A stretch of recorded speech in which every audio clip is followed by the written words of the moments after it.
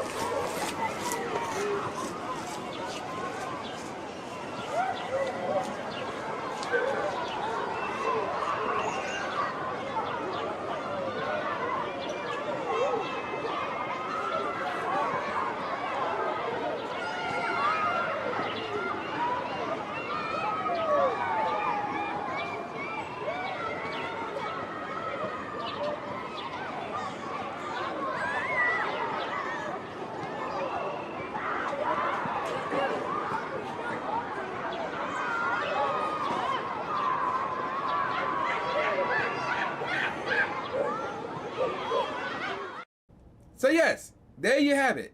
That's my next musical project. You saw the details, you saw the release date, you saw the platforms that my next beat album will be released on.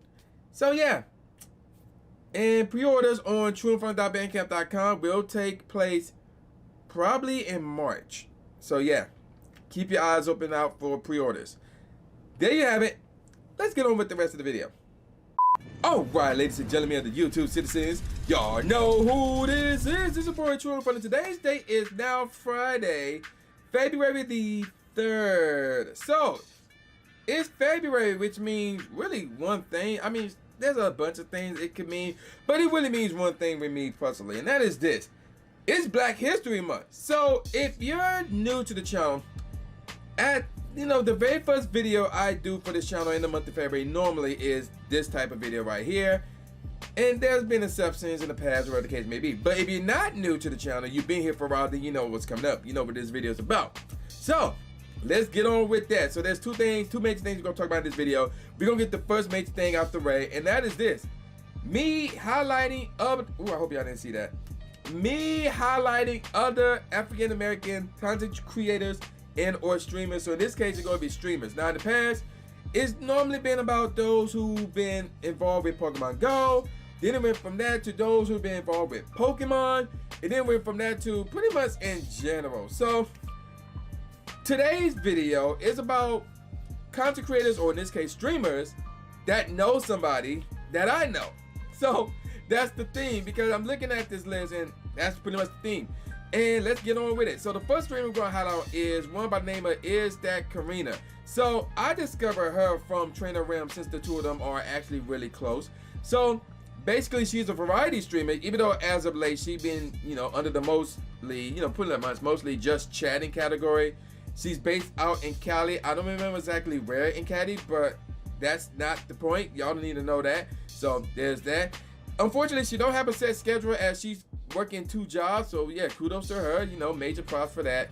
And again, I only know about her because of Trainer Realm. Now, I've been in her streams a few times, just to chat it up, since, her and Trainer Realm are really close. And Trainer Realm, that's my boy right there. So, been going in there showing support and just, kicking back and chilling. And basically, that's the, the vibe of her streams as of late. Just chatting.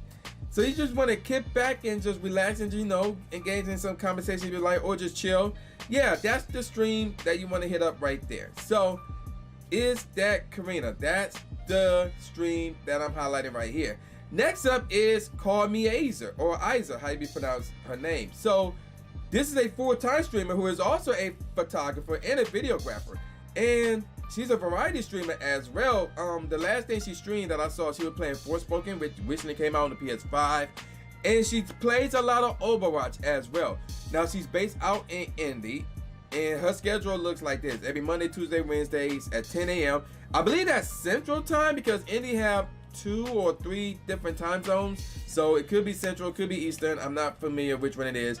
And on the first Friday of the month, they're going to be her community nights, That starts at 6 p.m. again, Central or Eastern, I don't know. And I'm not sure if she streams that or that's just a Discord only thing or both.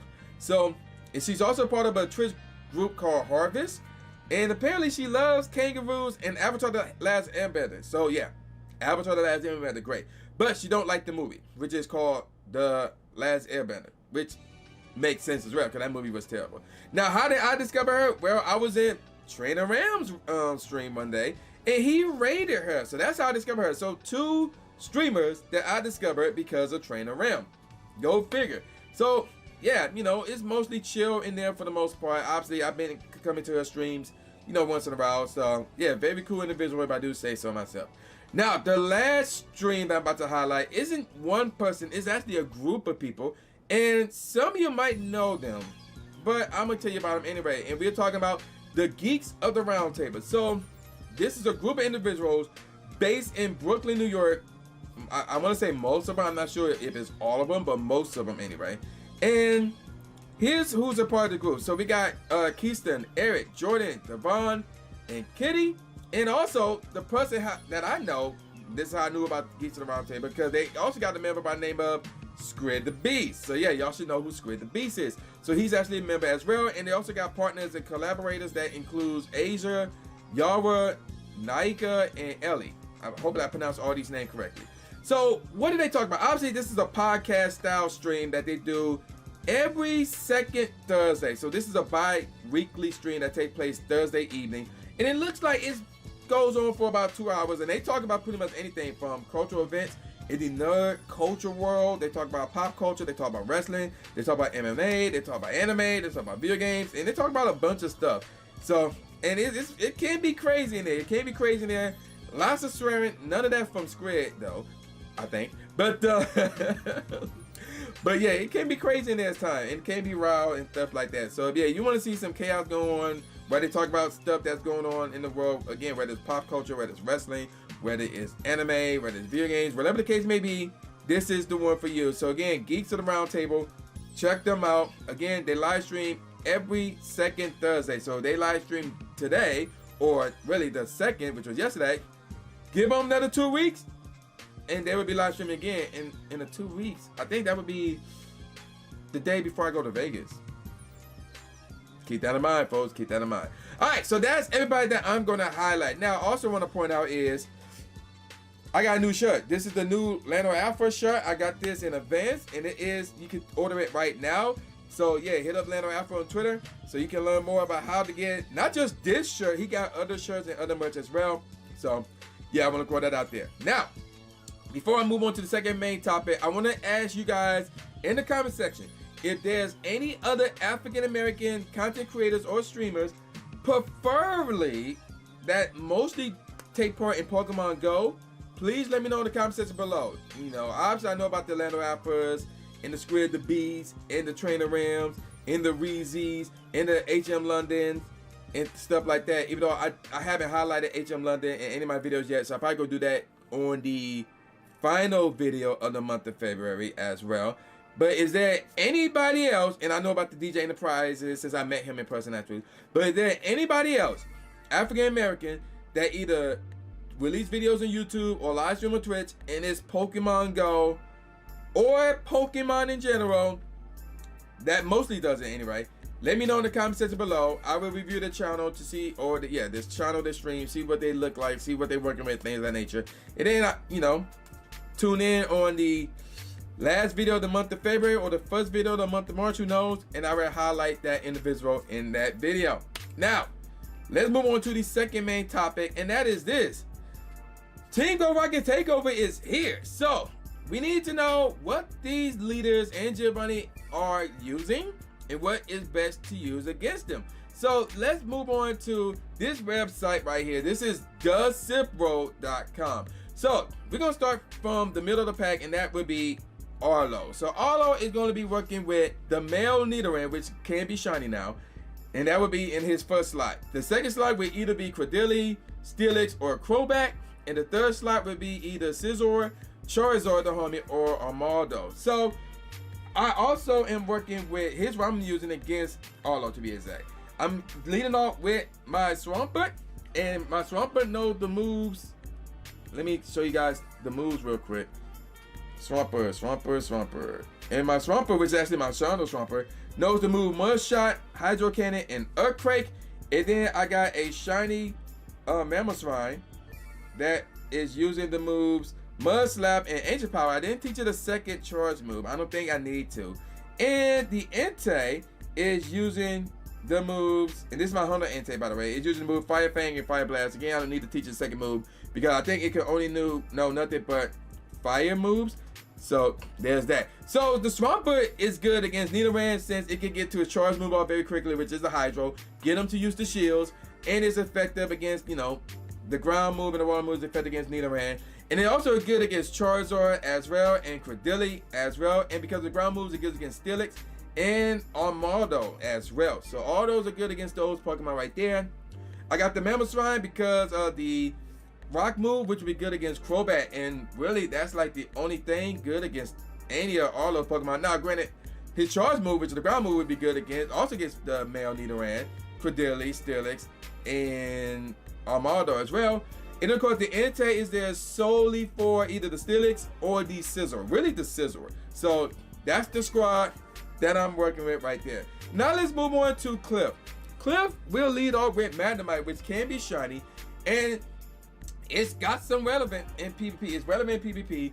Male Nidoran is not relevant at all, but Magnemite is relevant in PvP to a degree. So there's that. So that's what he's going to lead off with.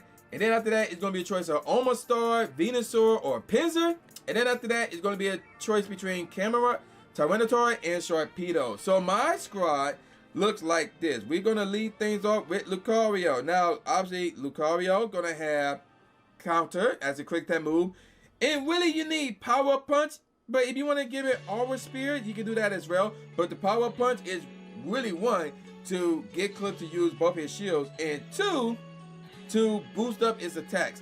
And then of course I got Entei, and I already talked about the same Entei. That's the Honda Entei right there. So you know, the Fire Fang and the fire moves and all that stuff. And then of course we got my Hondo Kyogre that knows the moves Waterfall is a quick attack move. It got Surf and Blizzard as its charge move. So obviously Lucario would be good against the Magnemite, Omastar, Tyranitar, and Sharpedo. Oh, it's gonna make quick work of Sharpedo. So if you're going against a Cliff that knows that have Magnemite, Omastar, and Sharpedo, your Lucario should one-shot that entire team. And my Lucario not even powered up to the max. So Cliff, if it has those three Pokemon, you should be fine. Even if it has Tyranitar is gonna be a bit of a challenge. But as long as, with that Kyogre in the back, you should be fine. Now the Entei will be useful against the Venusaur and the Pinsir as well. But that's the main reason why you really need the Entei. But the Lucario and the Kyogre should be able to handle everything else. Now let's move on to the most popular one out of the batch, because not just the Pokemon that she's gonna be leading off with, but because this is my Rifey Sierra. She's gonna have Beldum, which is highly meta relevant, not just in PvP but in raids as well, especially the Shadow version. So yeah, get yourself rather a good Shadow Beldum, hopefully it's shiny, because that's the one I'll be going for. Remember, one of my goals for the year is to get a shiny Shadow Pokemon from Rifey. I have not yet done it, so that is still a goal. So she's gonna lead off with Beldum, and then her second Pokemon will either be Lapras, Flygon, or Sharpedo again. And her last Pokemon will either be Houndoom, Alakazam, or Shiftry. So once again, Lucario will come to play. That Power Punch Lucario also counts as well. And again, if you want the Aura Spirit, you can do that as well. Now, after that, you want a Togekiss, and you wanted to know Charm, Dazzling Gleam, and Flamethrower if you want. I mean, you could do, yeah, those be the ones that you want actually. Those are the ones that you want. So, and then after that, I got Hydreigon, my 100% IV Hydreigon that knows Bite, Dog Pulse, and Dragon Pulse. Although the Dragon Pulse is kind of irrelevant, but unless you're going against Flygon, but you know, whatever it is, whatever it is. So why did I go with that squad? Well, again, Lucario can pretty much solo her entire team. If it's Beldum, and then Lapras or Sharpedo, and then the last Pokemon is either Houndoom or Shiftry, Lucario should be able to solo her entire team again. Now, the Togekiss will come to play if her second Pokemon is Flygon. And that's pretty much the only reason why I got that for that. Now, it could also go through Houndoom and Shiftry as well, especially with the Flamethrower. So that will work as well. Now, and to a degree, Alakazam as well. Now, I also brought in Hydreigon for the Alakazam. That's the sole reason why I got that, for the Alakazam. And of course, with that Dragon Pulse for the Flygon as well, if you want to do that as well. But Lucario will be your best bet right here for this entire squad, unless it's got Alakazam in the back.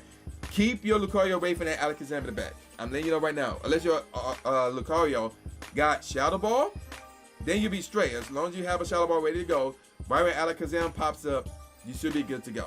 Now, let's talk about Giovanni, my former rival here. Now, he's going to lead off with the usual person, which cannot be shiny, obviously. Now, his second Pokemon, rather, will either be Cloyster, Nidoking, or Garchomp. And, of course, his last Pokemon, which can be shiny, by the way. No, it cannot be shiny. Excuse me. My fault. I'm mistaken. But his last Pokemon will be Registeel, which you can capture, by the way. So that is the new Shadow Legendary out of this event. And that will be here until March the 1st, by the way.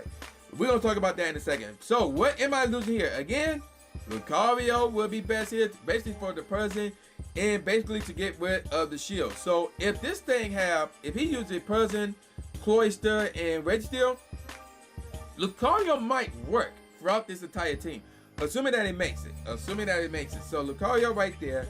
Now I also got a shiny 98% IV Garchomp that knows Mud Shot, Earthquake, and Outrage. So Outrage against Garchomp, I would not use that. I would not bring that out against that. But if push comes to shove, you may have to, or you could roll with Togekiss, something like that, or maybe I was thinking Dialga, but if Giovanni's Garchomp knows ground moves, no, that's not the play. So if you don't want to use the Garchomp, then Togekiss will work as long as it have Flamethrower. In case you got Togekiss against Megasteel. Because obviously Megasteel would be super effective against your Togekiss, but with the Flamethrower, you should be able to do that damage. So you should be fine there. But even if your Togekiss got knocked out by the Registeel, the Machamp in the back, that's the sole reason why you got the Machamp, for the Registeel in the back. Or you could go with a ground type move, or Pokemon rather, like a Groudon, or save your Garchomp for that. But for the most part, yeah, you want that ground type move for Registeel, or if you want to be risky, use the Togekiss. But another reason why I got the Garchomp is for the Nidoking. Nidoking is also weak to fellow ground type moves as well. So there's that. So the Lucario will deal with the Person, the Cloyster, and if it got some health left, Registeel. And then I got my Garchomp mostly for the Nidoking. And in case if it's another Garchomp versus Garchomp, then of course the Dragon moves, Outrage should be fine as well. But you got to charge up to it, assuming that his Garchomp don't have Dragon moves. So in that case, you may want to roll with Togekiss. But then the problem is Nidoking. So it's iffy. It's very, very iffy. And in the Registeel, you can either go with a ground type move, like Garchomp, a fighting move, or a fighting type like Machamp, or you can go with the Togekiss that knows Flamethrower. So what I would probably do, to be honest, is switch out my Machamp with my Togekiss. So that's probably what I think I'm gonna do here. So if it's a Garchomp that I had to deal with, Togekiss can come out, and then my Garchomp can finish off the Registeel. Or if I had to deal with a Nidoking, then I can bring out my Garchomp, and then hopefully my Togekiss can finish off the Registeel. So I think that's the better play in my honest opinion. So that's pretty much everything that you have to deal with regarding the Team Go Rocket Leaders, and of course Giovanni. Now, the one thing that I want to talk about is how useful is Shadow Registeel? Well, based on what I've been seeing and hearing rather, not a lot of people are going to be getting that Super Rocket Radar and try to get that Shadow Registeel. So first of all, none of the Regis, for the most part, maybe said it correctly, none of the Regis are good in raids. So we can throw that out the window right now. And the only one that's good for PvP is Registeel. Now, regular Registeel is amongst the top tier in terms of Great League, Ultra League, and apparently it making its rounds in Master League as well. Shadow Registeel would not be good for Master League. I'm not even sure you can get it up to Master League, if I says it correctly. But because of the fact that it would have a shadow form, yeah, his tax would go up. Even though Lock form isn't exactly a damage and attack, quick attack move, even though that is the one that you want, so you can get your charge attack moves quicker. So the shadow bonus will be working more towards your charge moves. But the damage, I mean the defense will go down. So it won't be as bulky, which is one of the main reasons why Registeel, the regular version, is really good, because of its bulk. But with the shadow version, it loses some of this bulk. So the general consensus, based on what I'm seeing, is do not get the Super Rocket Radar to use it to get Shadow Registeel. Save it for a more useful Shadow Pokemon. That's what I'm seeing. So for me, what I would do is this. I'm gonna wait to see what March Shadow Legendary will be. If it's another Reggie, like Reggie Rock or Reggie Ice or whatever, then I may get the Shadow Registeel and see how it really is in PvP. But if it's something useful, no Shadow Registeel for me. It's that simple. So I'm gonna call it a wrap. And with all that said, y'all know who this is. This boy New Jake Aspie, aka New Stupid Smith, saying peace out, y'all, and I'll see y'all next time. Yeah. Subscribe. Thanks, man. Do it. After you subscribe to the channel, make sure you click the bell icon so you never miss a new video or a live stream ever again. Thanks, guys. Lewis the trainer, articulating pain. With my tongue, I done things that people said I can't. Now they rank them with the elite, but it's for the people, and victory is part of defeat. Cause when you get back on your feet, then you try again. Learn from mistakes, show them that I got what it takes, and I'm dying to win. I'ma hit and move away.